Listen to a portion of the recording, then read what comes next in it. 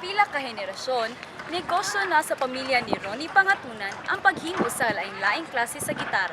Gitawag kining Guitar Master nga naa karon sa Quezon National Highway diri sa Lapu-Lapu City. Kadtong 1980s, uban sa mga Cebu-made guitars na export sa Japan, USA o ubang nasod sa Europa ang ilahang mga produkto. Kuyugi ko ninyo, atong subayon giunsa pagama ilang ikapanghambog nga produkto, diri lang sa Tatak Sugbo.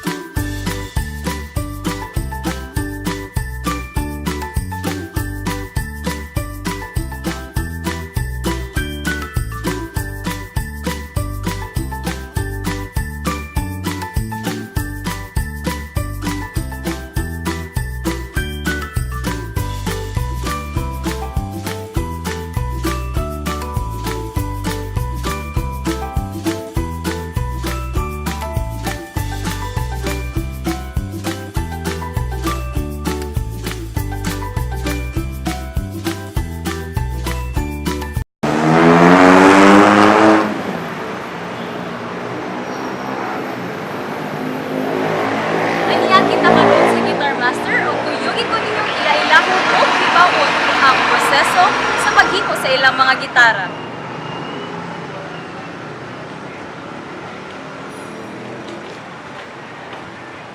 Ngayong adlaw, sir. Okay, so much, guys. Sa mga tanang ko, sir, unsa juday ang sinigdanan ani Guitar Master sa Ang Guitar Master, ako third generation ko sa gitara. Ang first generation sa gitara, before the war, katong panggamit nila katong banjo, anit sa kanding, wala pa'y kuryente itong unang panahon. Mato'y gamiton mo rin sa mga sound system, mato'y gamiton mga banjo gitara, banjo bandoliya, itawag ko siya komparsa. Tapos pag second generation yun, akong papa, buat may gitara ng 60s, mga, before the war to ang first generation. Ang second generation, mga 60s na to, buat may gitara, biyahe akong papa sa Mindanao, dito niya i-deliver. Ako na ang third generation.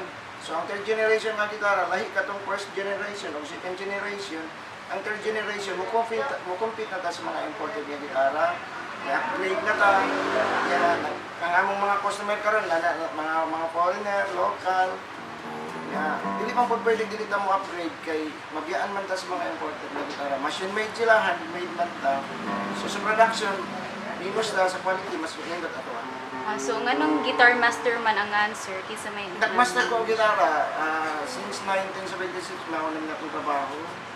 Yeah, hands-on din ko sa assembly. So, unsa may mga proseso sa inyong paghimo sa gitara? Ang gitara, kailangan na kay pattern. Importante, yung body yung handle, nasa coordination. Ang bracing, hindi na pwede nga imong nga, studyhan na mo, makuha mo ang balance niya, yung tinog, ang action.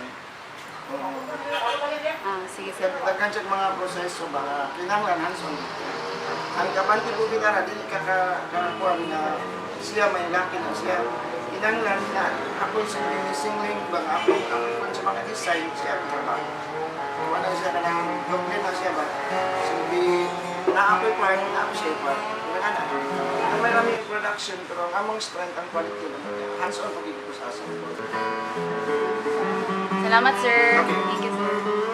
Mao na kini, nahibawan na nato ang nagian sa Guitar Master o sa ilang pagpaningkamot pa sa paghimo og dekalidad nga produkto. Guitar Master na ta, mao kini ang Tatak Sugbo.